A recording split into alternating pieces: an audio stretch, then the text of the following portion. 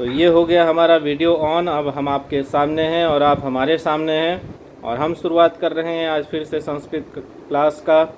Sanskrit class में subphylum तस्य जीवितम सप्तमः पाठः है ना, जिसमें हम लोगों ने श्लोक का अध्ययन किया था। श्लोक में से 4 श्लोक हम लोग पढ़ चुके थे, है ना। चौथा श्लोक त्रिविधम नरकस्येदम, ये हम आपको पिछली बार बता चुके थे। उसके बाद 5वें श्लोक पे आए थे।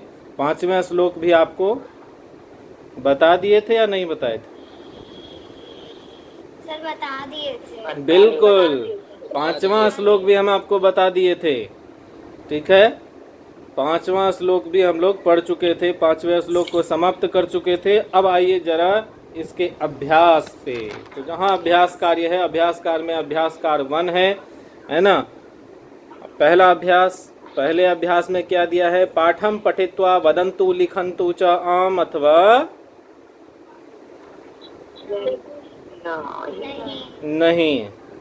चलिए, जो बुक सामने रखे हुए हैं वो सही सही बोलेंगे, और जिनका बुक उनके सामने नहीं है, वो जो सत्यनारायण भगवान की कथा सुनने आए हैं उनका भी स्वागत है कक्षा में। नहीं समझे? जो पढ़ने आए हैं उनका तो वेलकम है ही, हाँ। और जो कथा सुनने आए हैं कि ज्वाइन कर लेंगे और उसके बाद तो हो ही जाएगा, प्रेजेंटी तो बन ही जाएगी।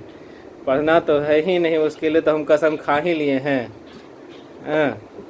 तो चलिए,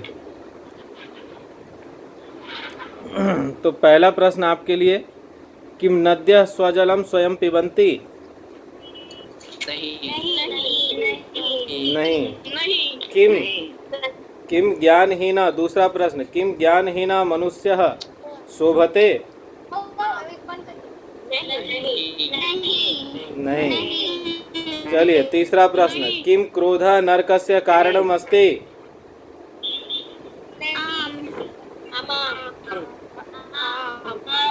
आम। अच्छा, ये किम क्रोधः नरकस्य कारणम् अस्ति, इसका हिंदी अर्थ क्या होगा? इसको अगर हिंदी में प्रश्न पूछे तो क्या होगा पावनी जी? सर क्या क्रोध करके हम लोग नरक में जा सकते हैं? क्रोध नरक में जाने का कारण है। बिल्कुल बिल्कुल सही। चलिए, चौथे प्रश्न पे चलते हैं। किम अस्माकं वाणी मधुरा भवेत्? आम। चलिए, सही है। 5वें प्रश्न पे चलिए। 5वां है, किम चिंता शरीरस्य पोषणम करोति? नहीं। बिल्कुल बिल्कुल, चिंता जो है वो शरीर का पोषण नहीं करती, बल्कि क्या करती है? शोषण करती है, पोषण नहीं करती है, शोषण करती है। अब आगे चलते हैं 6ठे प्रश्न पे। किम यथाशक्ति दानम कुर्यात्? क्या यथाशक्ति दान करना चाहिए?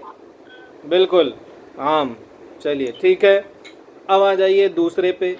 दूसरा है, दूसरे अभ्यास में, मंजूषायाम प्रदत्त पदैहि रिक्त स्थानानि पूरयन्तु। मंजूषा में दिए गए शब्दों से खाली स्थानों को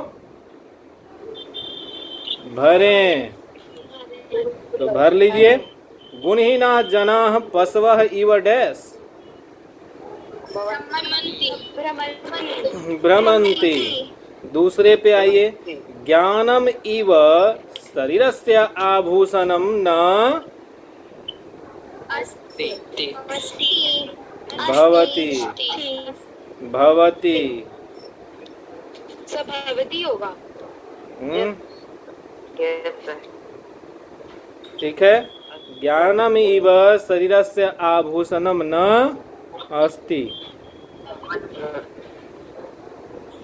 ठीक है, क्लियर है। तीसरे पे आइए, मनुष्य परिश्रमेण कार्याणि अस्ति। तीसरा, मनुष्य परिश्रमेण कार्याणि कुर्यात्। कुर्यात्, बिल्कुल सही। चौथे पे आइए। चौथा है, नरकस्य द्वारम त्रिविधम अस्ति। कहाँ से होगा? अस्ति तो हमने यूज कर लिया था। भवती हो। हाँ, ये ध्यान रखना है कि जो यूज कर लिया वर्ड वो फिर दोबारा नहीं भरना है, क्योंकि उसको एक ही बार एक ही कॉलम में डालना है। तो अस्ति हमने पहले ही यूज कर लिया सेकंड क्वेश्चन में। अब यहाँ चौथे प्रश्न में आ गए हैं। चौथे प्रश्न में क्या होगा? भवती। नरकस्य द्वारम त्रिविधम भवति। नरक का द्वार तीन प्रकार के होते। ठीक है, तो होते हैं और हैं। अस्ति मतलब है, अभवती मतलब होता है। ठीक है, तो तीन प्रकार, नरक का द्वार तीन प्रकार का होता है ना। और ज्ञानम एवं शरीरस्य आभूषणम, ज्ञान के समान शरीर का आभूषण नहीं है। क्लियर होगा? चलिए अब चलते हैं पांचवे पे। वृक्षा फलानि अन्येभ्यः यच्छन्ति। बिल्कुल सही।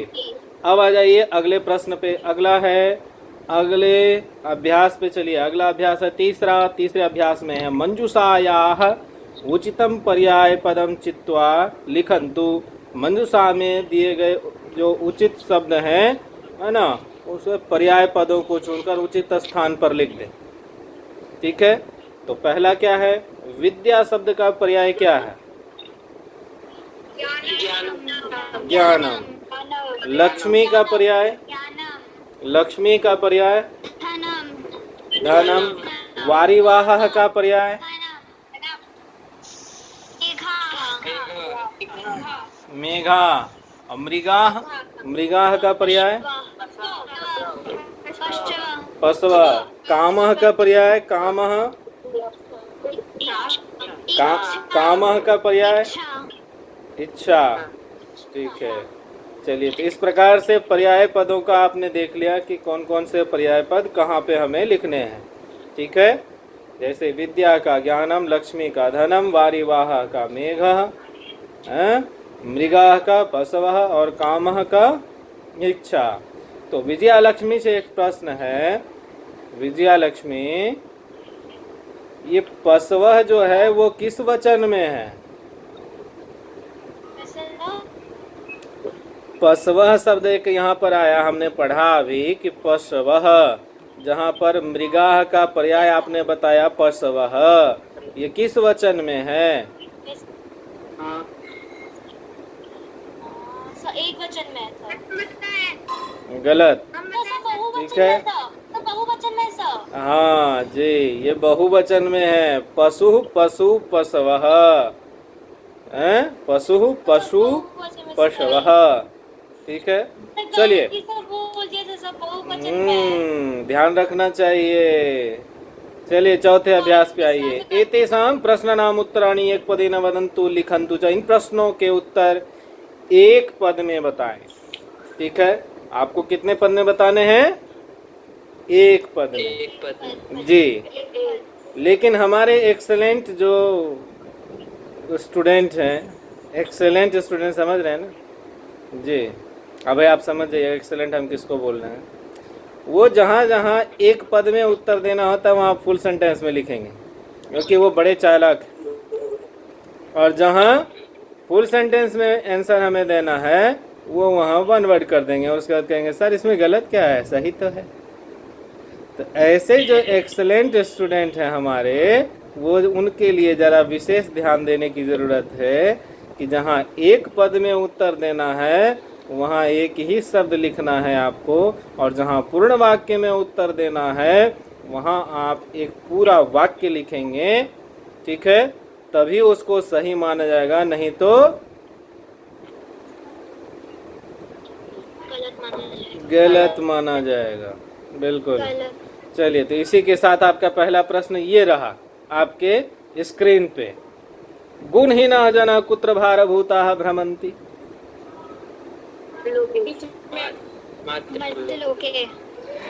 मर्त्यलोके। ठीक है, मर्त्यलोके। ठीक है, सज्जनानां, दूसरा, सज्जनानां सम्पत्तयः किमर्थं भवन्ति। परोपकाराय। बिल्कुल सही। तीसरा, तीसरे पे कया समम शरीर रक्षणम नास्ति। क्षमा समम। क्षमा ठीक है, तो हम यहाँ पे क्षमया भी दे सकते हैं या क्षमा समम भी लिख सकते हैं। चौथे पे आइए, अस्माकं वाणी कीदृशी भवेत्। सरस्वती अच्छा, चलिए चलिए ठीक है, रसवती। अस्माकं वाणी रसवती भवेत्। चलिए ठीक है। अब चलिए पांचवे पे, लोभ कस्य द्वारम भवति। नरकस्य।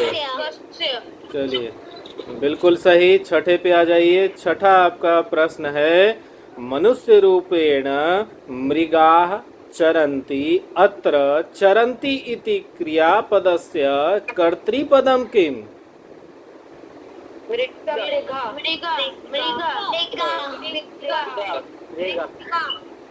चलिए बिल्कुल सही है। अब आ जाइए पांचवें अभ्यास पे। पांचवा अभ्यास क्या कहता है, एतेषां प्रश्नानाम् उत्तराणि।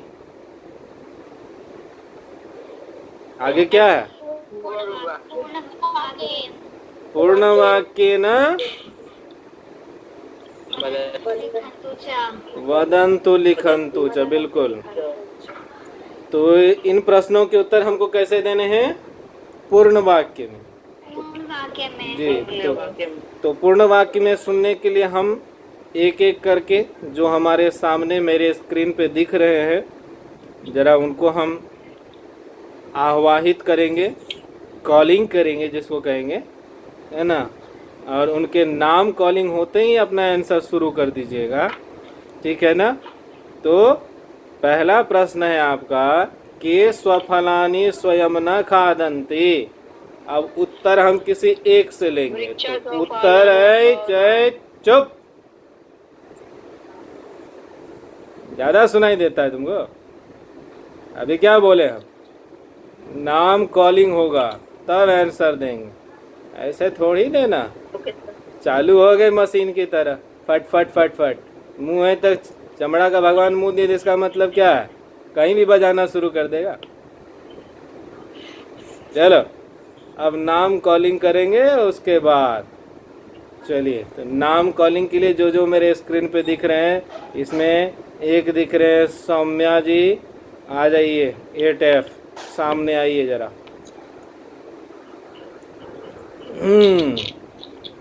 चलिए बताइए इसका आंसर, बताइए सौम्या जी। वृक्ष स्वफलानि स्वयं न खादति। खादती है, सॉरी सर, खादन्ति। खादन्ति, तो बढ़िया से बोलिए ना।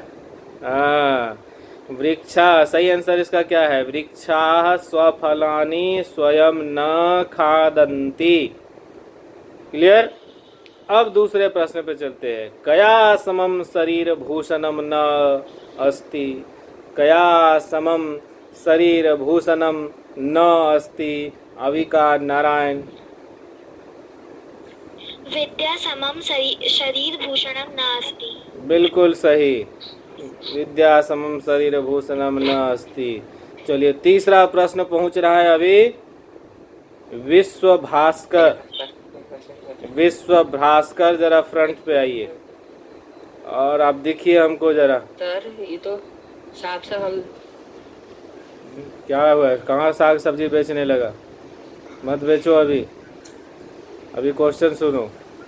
ले, विश्व भास्कर का नाम लिए कहाँ चले गए, ओए कहाँ गया जी ऑस्कर अवार्ड, ये तो भाग खड़ा हुआ, दिख ही नहीं रहा, नाम लेते ही गायब। देखो, चलिए ठीक है, तो इस क्वेश्चन को भेज देते हैं कृतिकरण के पास। तीसरा प्रश्न, कानि नरकस्य द्वाराणि भवन्ति। कामः, क्रोधः तथा लोभ नरकस्य द्वाराणि भवन्ति। बिल्कुल सही, बहुत बढ़िया। इसके लिए आपको 10 रुपये मिलेंगे जो अभी हम देंगे नहीं। चलिए चौथे प्रश्न पे आइए, ठीक है। और चौथा प्रश्न पूछ रहा है कि मनुष्य रूपेण मृगाः इव के भ्रमन्ति।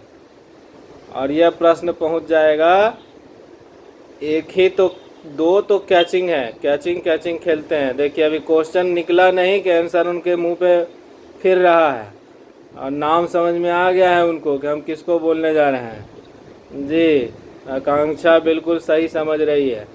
बोल दीजिए फटाक से आंसर। ये शाम धर्मणे बुद्धा दानम धनम शीलम गुणे धर्मा इत्यादि न सन्ति ते मनुष्य रूपे मृगा भ्रमन्ति। मृगा इव भ्रमन्ति, ठीक है। येषां न विद्या न तपो न दानम न ज्ञानम न शीलम न गुणो न धर्मः ते मनुष्य रूपेण मृगा इव भ्रमन्ति। येषां न विद्या, ध्यान से सुनिएगा, येषां न विद्या न तपो न दानम न ज्ञानम न शीलम न गुणो न धर्मः ते मृत्युलोके मनुष्य रूपेण मृगा इव भ्रमन्ति, ऐसा लिखना है। क्लियर है ना? हाँ, रंजन को तो पूरा क्लियर हो जाता है। रंजन इतना बड़ा लगा रखा है, उसको सुनाई दे रहा है इधर से। हाँ, अब जो 5वां प्रश्न बच गया है उसके लिए चलते हैं हम शिवांगी के पास। अब शिवांगी बताएगी। 5वां प्रश्न पढ़ेगी, पूछेंगे हम नहीं। 5वां प्रश्न पूछेगी पावनी, आंसर देगी शिवांगी, हम नहीं पूछेंगे। पूछिए पावनी जी। अस्माकं वाणी कीदृशी भवेत्। अस्माकं वाणी रसवती भवेत्। बिल्कुल, क्वेश्चन भी सही और आंसर भी सही है ना। अब चलिए छठे पे। छठा अभ्यास क्या कहता है? अस्थूल पदम आधृत्य प्रश्न निर्माणम कुर्वन्तु। स्थूल पद पे आधृत प्रश्न निर्माण करें, ठीक है। अब आ जाइए, मोटे पद पे हमें क्वेश्चन बनाना है, तो इसके लिए सबसे पहले हम वो मोटा वाला पद देखेंगे, ध्यान देंगे उस पे, ठीक है जी। तो इसके लिए हम सबसे पहला जो क्वेश्चन है, इसके लिए चलते हैं हम चित्रांश के पास। चित्रांश मौजूद है कि वो भी लेफ्ट हो चुका है? Chitransh yes sir. है? Yes sir. हाँ ठीक है, यस चलिए। सर। तो चित्रांश पहला क्वेश्चन है आपका, इसमें आपको क्वेश्चन ही बनाना है। हम आंसर बताएंगे और आप प्रश्न बताएंगे। क्वेश्चन बनाएंगे। बिल्कुल, हम आंसर बताते हैं। लक्ष्मी दानवती भवेत, लक्ष्मी शब्द से प्रश्न बनाइए। सबका दानवती भवेत। बहुत बढ़िया, बहुत बढ़िया। इसके लिए 5 पैसे मिलेंगे जो अब चलते नहीं हैं। अगले पे चलते हैं। अगला दूसरा है क्रोधः नरकस्य द्वारम मन्यते। क्रोधः नरकस्य द्वारम मन्यते। इसके लिए एक स्टूडेंट अभी हमको दिख रहे हैं, जोया अख्तर। आइए फ्रंट पे आइए जोया जी। कहाँ गई जोया?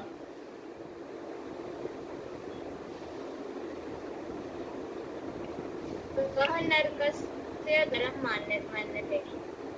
जोया कहाँ है? जोया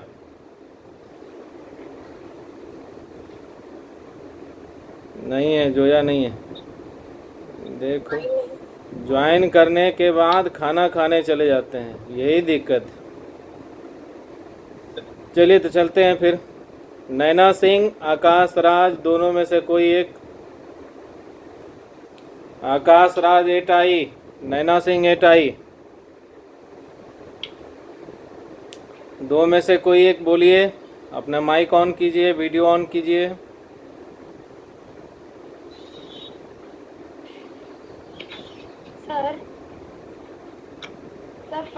सर फर्स्ट में जो क्वेश्चन बनाना है सर, उसमें कहाँ में विसर्ग लगेगा ना? नहीं, कहाँ से लगेगा? लक्ष्मी एक वचन में है ना, काह लगा देंगे तो बहुवचन हो जाएगा ना। अगर विसर्ग लगाएंगे का में तो वो हो जाएगा काह, और काह जो है वो चला जाएगा बहुवचन में। यहाँ लक्ष्मी है एक वचन में, इसलिए नहीं लगाएंगे। कहाँ जी? आकाश राज, नैना सिंह दोनों गायब। सर हम बता सकते हैं। ये आते हैं सिर्फ सर हम कथा सुनने, और उसके बाद टेस्ट में जो ये लोग लिखते हैं ना, फुल मार्क्स 10 में से 10 चाहिए इनको, वो सब बुक से देख के छाप लेता है। बेटा पता चलेगा, देखो चीटिंग करके जो जो लिखते हैं ना उनको पता चलेगा फाइनल एग्जाम में चीटिंग कितना महंगा पड़ता है, ये फाइनल एग्जाम में आपको पता चलेगा। ठीक है, इसीलिए कहता है लिखो, उतना लिखो जो कि समझ में आए सामने वाले को कि आपने कैसे लिखा है, चोरी करके लिखा है कि अपने मन से लिखा है। पल्लवी प्रिया 8H, पल्लवी प्रिया, साहिल राजा,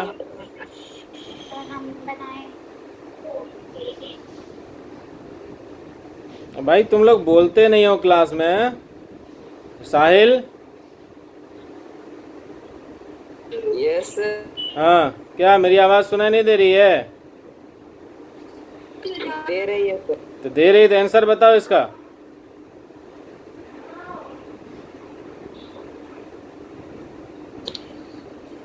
कह नरकस्य द्वारम मन्यते मन्यते। कह नरकस्य द्वारम मन्यते, तो इतना बोलने में कितना टाइम लगता है। चलिए सुनाई दे दिया सभी लोगों को। अब तीसरे प्रश्न पे चलते हैं। चलिए सबसे पहले तो आप लोग जरा माइक ऑन कीजिए, ठीक है, माइक ऑन कर लीजिए ताकि आप बोल पाएँ।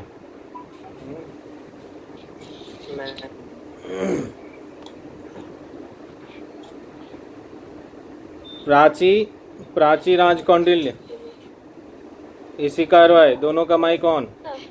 प्राची आवाज जा रही है मेरी? Yes sir. ओके, तो क्वेश्चन है आपके लिए, दानेन हीना मनुष्य न शोभन्ते। दानेन से प्रश्न बनाइए।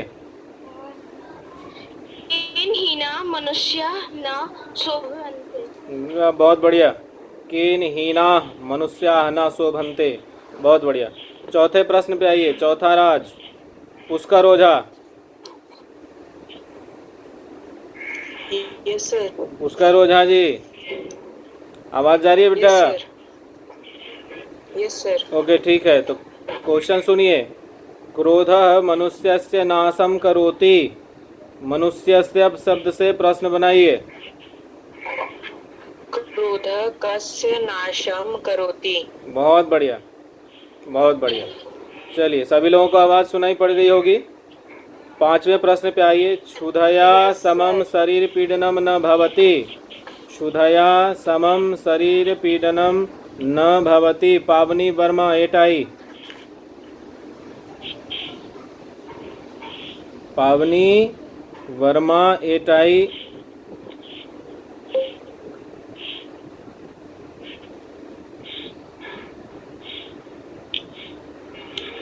पावनी, उसको नहीं बोलना है, ठीक है। अंशिका ठाकुर। अंशिका ठाकुर। नहीं बोल रहे हैं सर। कौन?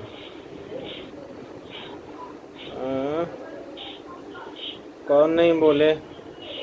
जानवी, आनंद। चलिए आनंद बताइए आप। कया सबम शरीर पीडनम न भवति। बहुत बढ़िया जानवी। चलिए ठीक है, आपका आंसर सही है।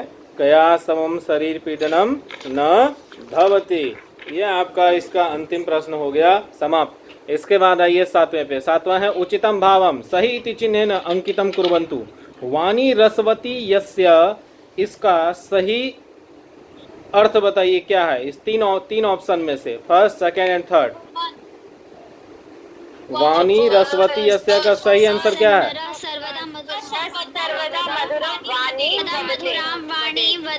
मधुराम वाणी वदेत, बिल्कुल सही।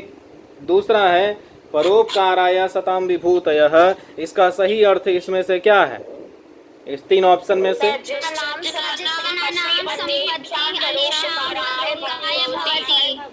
बिल्कुल बिल्कुल, चलिए सही है। उसके बाद है मूल्यात्मक प्रश्न। मूल्यात्मक प्रश्न में आते हैं भवन्तः अपठन्यत जनाः मधुरां वाणी वदेयुः। आपने पढ़ा इस पाठ में कि लोग मधुर वचन को बोलें।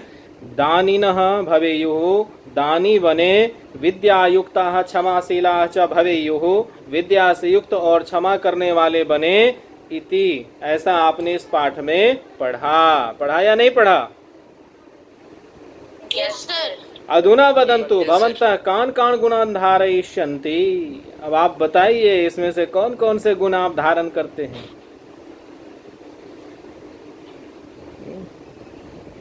बताइए रंजन जी। रंजन, सर एक बार रिपीट की। अब आपका आवाज क्लियर नहीं आ रहा है सर। तो छोड़ो ना, आवाज नहीं क्लियर आ रहा है। मूल्यात्मक प्रश्न देखो और आंसर बताओ। अच्छा, ये क्वेश्चन पूछ रहा है आप के अंदर कोई गुण है? आपने इस पाठ में जो पढ़ा उससे रिलेटेड कोई गुण आप में है? क्या आप मधुर बोलते हैं? ऐसे करने से थोड़े ही होगा, सर हिलाने से थोड़ी। यस सर, नो सर, कुछ तो बोलो। है क्या क्या आप मधुर बोलते हैं? क्या आप दान देते हैं? यस सर, देते हैं सर। देते हैं। क्या आप विद्या से युक्त हैं? पढ़े लिखे आदमी हैं?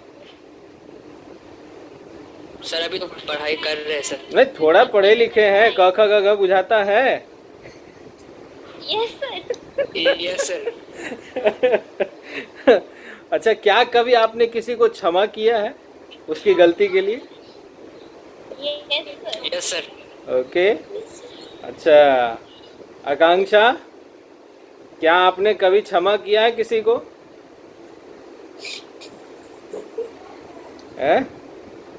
बोले नहीं सर, क्षमा कहाँ किया है।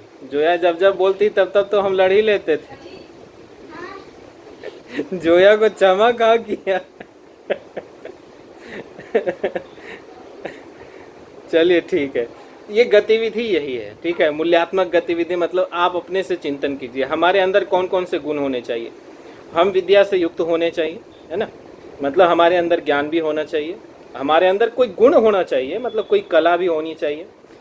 थोड़ा बहुत अपने, मान लिया अभी आप लोग कमाते नहीं हैं तो चलिए ठीक है, नहीं कमाते हैं, लेकिन कभी कोई दरवाजे पर आ जाता है तो आप अपने माता पिता के पैसे से ही या घर के बने हुए खाने इत्यादि से या अनाज से थोड़ा बहुत तो दान कर ही देते हैं, है ना। तो ये वही चीज़ है, ठीक है। और मधुर बोलना, तो मुझे लगता है कि आप लोग इस गुण को विशेष कर से धारण कीजिए, क्योंकि आगे आप लोगों का समय बहुत ही अभी है और मधुर बोलना चाहिए हमेशा। ठीक है, कोशिश करनी चाहिए कि हमारे मुंह से कभी भी कड़वे वचन ना निकले। ठीक है, हाँ ठीक है ना। ये सारे गुण को आप धारण करें, विद्या से युक्त लोगों को क्षमा भी करें, क्षमाशील बने आप। ठीक है, दानिनः बने। ठीक है, उसके बाद है गतिविधि। गतिविधि क्या है? विद्यायाः उपरि 5 श्लोकानां संग्रहणं कृत्वा कक्षायां स्वरेण श्रावयन्तु पुस्तिकायां च लिखन्तु। विद्या के ऊपर 5 श्लोक, विद्या से रिलेटेड 5 श्लोक आपको चुनने हैं जो इस बुक में नहीं होने चाहिए। ऐसे 5 श्लोक का चुनाव कीजिए और बुक में लिखिए और उसको याद कीजिए और कक्षा में सुनाइए। तो अगली बार हम सौम्या जी से 1 श्लोक, कृतिकरण से 1 श्लोक। आप कैसे लीव होगा? 12 मिनट बंदा क्लास चलाने वाला भी लीव हो जाएगा। ले, ये क्या हो गया? बेटा अभी सिखाए हैं कि लड़ाई नहीं करना चाहिए, अब आप उधर लड़ रहे हैं। ऐसा थोड़ी होता है। बोला है अभी मैंने मधुर वचन बोलो, तो तुम तो कड़वे वचन सुनाने लगी हैं। कबीरदास जी ने क्या कहा है? मधुर वचन तेजात मिट उत्तम जन अभिमान, तनिक शीत जल सो मिटे जैसे दूध उफान। है तो मधुर वचन बोलिए ना। कबीरदास जी ने कहा है मधुर वचन तेजात मिट उत्तम जन अभिमान। मधुर वचन बोलने से अभिमान जो है वो मिट जाता है, अर्थात घमंड जो है वो खत्म हो जाता है। ठीक है, जैसे तनिक शीत जल सो मिटे जैसे दूध उफान। जैसे दूध देखा है कभी चूल्हे पर उफनते हुए? उसमें थोड़ा सा पानी मारो, देखो जो गिरने वाला दूध होता है, बर्तन से बाहर आने वाला दूध होता है, वो उसी बर्तन में बच जाता है। ठीक है, तो इसलिए जैसे उबलते हुए दूध को थोड़ा सा ठंडा पानी शांत कर देता है, ठीक उसी प्रकार से मधुर वचन जो है वो आपके अभिमान को, घमंड को शांत कर देता है। इसलिए मधुर बोलिए ना, तो हम तो सिखा रहे हैं मधुर बोलिए, आप उधर लड़ने लगे। हाँ, चलिए तो 5 श्लोक संग्रह कीजिए, अगली बार हम सुनेंगे। ये 5 श्लोक आपके विद्या से रिलेटेड 5 श्लोक याद होने चाहिए।